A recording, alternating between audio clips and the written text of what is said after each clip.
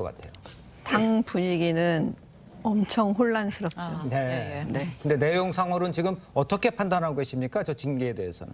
그 징계에 대해서도 이제 각자 의견이 다 다르죠. 예. 네. 근데 이제 저는 제가 법률가이기 때문에 네. 이게 좀 성급하지 않았나. 어떤 결론이? 예, 왜냐하면 저희가 이제 윤리위에서 징계를 할 때는요. 네네. 보통 재판이 끝난 경우에 이제 그걸 보고 하는 경우가 많았었기 때문에 예. 아마 그런 부분에 대해서 이제 각각 여러 가지 이견이 나올 수가 사실 있습니다. 그렇겠죠. 지금 윤리위라는 게 정치적인 걸 판단하지는 않고 그렇겠죠. 그렇죠. 보통 어떻게 보면 사법부적인 기능을 우리 내부에서 네, 갖고 있잖아요. 네네. 근데 이제 성상납이라는 거를 빼고 뒤에 있는 뭐 증거인멸 교사 부분만 본다는 것도 네. 일단은 상식적으로 좀 안 맞는 거예요. 그렇습니까? 예. 어. 왜냐면 만약에 앞에 성상납이 없으면 그 뒤에 증거인멸이라는 거는 네. 없으니까요. 예. 그러니까 이걸 보는 시각에 따라 이제 여러 가지 이견이 있으니까 네네. 저는 사실 윤리위라는 거는 그 받는 그 당사자도 네. 아니면 지켜보고 있는 사람들도 어느 정도 이견이 없어야 된다고 생각하거든요. 근데 이렇게 이견이 많은 경우에 굳이 이렇게 하는 게 맞나? 근데 지금은 아무튼 성적표는 나왔잖아요. 네네. 그러면 저는 제가 지도부의 입장이기 때문에 예. 빨리 이 혼란을 지금 수습하고 안정적인 국면으로 끌고 가는 게 맞습니다. 예. 그게 집권 여당 또 지도부의 사명이기도 하고요. 그렇겠죠. 그래서 이제 당원 당규를 다 검토를 하고 예. 우리는 이게 이제 대표의 사고로 이제 그 당원 당규 결과 검토 결과 나왔어요. 그러니까 예. 직무대행, 네. 원내대표 직무대행 체제로 간다고 했기 때문에 빨리 신속하게 이 국면을 바꿔서 지금부터 새로 시작하는 마음으로 가야지 이걸 다시 또 정치적인 여러 가지가 개입돼 갖고 이걸 흔든다면 저는 정말 이분은 이 흔드는 사람에 대해서는 용서하면 안 될 거라고 저는 봐요. 알겠습니다. 정지 신청 등을 하지 않는 이상 예. 소송 등을 그대로 하더라도 효력이 중단되진 않습니다. 그렇기 그렇군요. 때문에 이런 유사한 입법 체계와 견주어 보더라도 지금 시점에서 당대표 권한은 중단되었다고 보는 게 맞지 않을까 그럼 생각합니다. 중단되었다고 보는 게 맞다라고 법률적으로 이야기를 해주셨는데 정치권이 그렇다면 이준석 대표는 물러설 의사가 없어 보여요? 그러면 어떠한 선택권들이 이준석 대표한테 지금 남아있고 그게 맞는 건지를 좀 짚어주시죠. 아니 지금 그러니까 이준석 대표는 대표잖아요. 네. 그러면 이 모든 거에 대한 책임도 있는 거예요.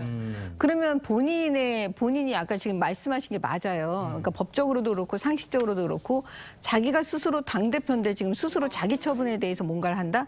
그거는 상식에도 일단 맞지가 않잖아요. 네네. 법으로까지 가기 이전에 예. 일단 상식에 맞지 않기 때문에 저는 이거를 받아들여야 된다고. 이준석 대표가? 네, 이준석 대표 했고 그날 실제로 말씀을 또 드렸고요. 그렇게. 예, 왜냐하면 어저께 우리 원내대표 주제로 해갖고 최고위원들이 회의를 했습니다. 예.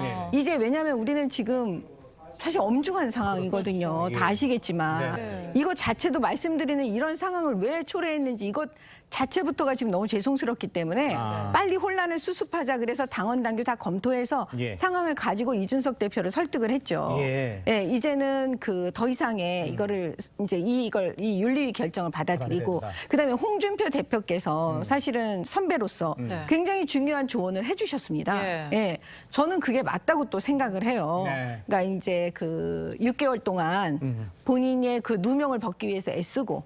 예, 그다음에 무슨 법률적인 거 예를 들면 가처분이나 뭐 이런 거 할 수 있지만 그거 안 했으면 좋겠다는 취지로 말씀하셨잖아요. 그러니까요. 저는 그게 맞다고 생각해요, 사실은. 네. 그래서 이제 그런 부분도 다 내려놓고 예. 국민만 바라보고 가는 정치인이 돼야 되는 거지 예. 누구랑 싸우는 정치인이 돼서는 안 되는 거잖아요. 그러니까 그런 얘기를 충분히 얘기를 했기 때문에 예. 아마 고민하고 이제 결론을 내리지 않을까 그 봅니다. 했을 때 이준석 대표의 반응은 어땠습니까? 그러면 그렇게 전달을 했는데. 이준석 대표가 예. 뭐 누가 얘기한다고 막 들으지 그런 또 대표가 또 아니시기 때문에 고민해보겠다. 그 예, 정도는. 그렇지만 뭐냐면 이제는 지금 홍준표 대표도 얘기하고 예. 저도 얘기하고 또 주변에 많은 또 이 당을 걱정하시는 분들이 예. 또 설득을 하고 있기 때문에 저는 충분히 이제 이번에 이 국면에서는 그 대표가 다른 경우하고는 다르게 엄중하다는 걸 본인도 알 거예요. 그렇겠죠. 예, 그러니까 현명한 처신을 할 거라고 봅니다. 알겠습니다. 의원님. 우리 정미경 최고위원께서 잘 말씀하셨지만 네네. 저는 어제 오늘 사이에 이미 이 문제는 상당 부분 정리가 됐다고 봅니다. 가장 중요한 것은 어제 그 권성동 직무대행이 예. 최고위원회를 열어서 당권을 장악을 했어요.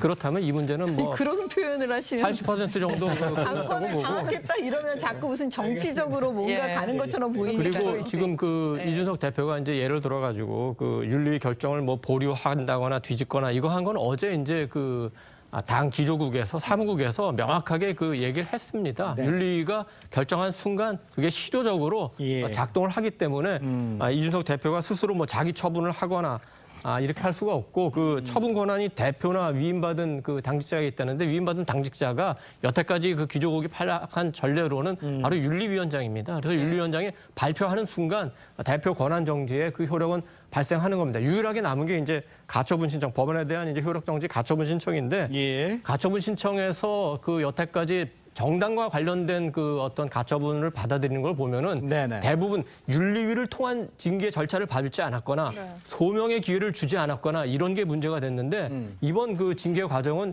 충분히 절차를 갖춰서 했고 이준석 대표에 대한 소명도 2시간 50분이나 들었기 때문에 예. 절차적으로 문제가 없어서 법원에서 그 가처분을 받아들이기는 대단히 어려운 상황이라고 봅니다. 알겠습니다. 이런 의원님 말씀하신 것처럼 당내에서 좀 의견이 갈리고 있는데 어떻게 들으셨어요?